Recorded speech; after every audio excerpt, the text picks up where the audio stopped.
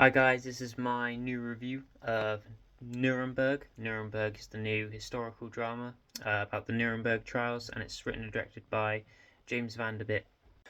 Sorry, I haven't done a review in a good while. I've been busy with some stuff, but I promise I'm going to be back and doing as many as I can. So this movie is based on the book from 2013 called The No German, which is what I'm going to call them from now on in this video, and The Psychiatrist by Jack Al High.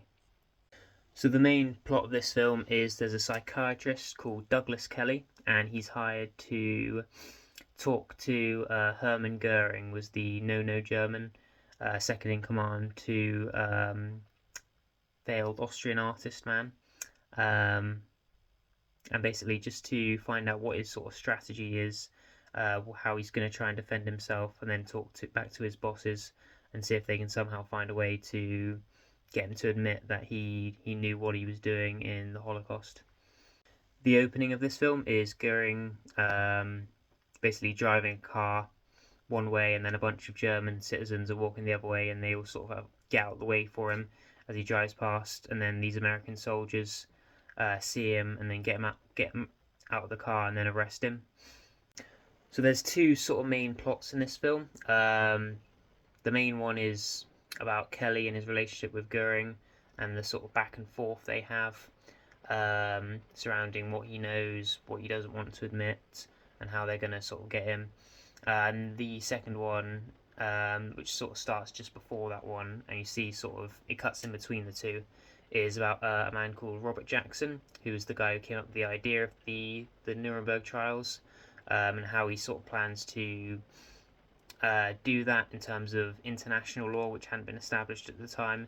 Get in, Russia, France, everyone involved to do this trial, and all the different difficulties that he comes up, he has to sort out. That's sort of the B plot to the main plot, and that sort of gets figured out about halfway through, and then the main plot is on Goering and Kelly.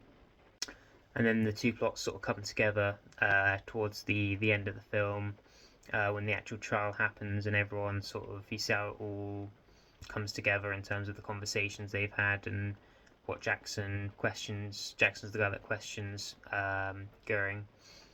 Russell Crowe gives an incredible performance as Goering. Him and Kelly, Rami Malek is also great as Kelly, and they have some incredible conversations, just sort of back and forth about both of their life experiences, and you kind of forget just who he is and what he's responsible for. You sort of just think him as another character, another person, just sort of in this whole situation. That is until the actual trial starts and they show real Holocaust footage, and you sort of get reminded of just who this guy is and what he was responsible for. And it makes you think about how, if you sort of subconsciously sort of fall for him, think about what sort of people at the time would have thought of him, and they would have fallen for him, and if someone else came up today, you might fall for him as well. And it sort of shows you just how sort of charming and manipulative certain people can be. This movie really sort of sucks you into the two, Goering and Kelly's relationship. There's several like back and forths they have. Like one minute they'll be friends, and then something will happen, they'll have a fallout, and then they'll get back together. And Kelly does also interview the other members of the Nazi Party, and or the No Germans, and he also meets their family, Goering's family, his wife and daughter, and it's just very surreal to think that this guy had like a normal wife and family that loved him, and still did all the things he did. There's lots of clever twists and turns, especially in the actual trial itself. You think it's going one way because they've got this evidence to support something, but then you're able to twist it around, say, yeah, but there's also this other piece of evidence that shows this. And I thought it did a very good job at sort of subverting expectations, making you think, he's going to win this person's going to win this, then twisting, oh no, actually this person's going to win it in a believable way. So that was well done. Overall, Nuremberg really sucked me in. I really got into it. I really enjoyed it. It was incredibly fascinating. Just sort of the main plot of it is like analyzing evil are these people truly evil? Could they do it somewhere else at another time?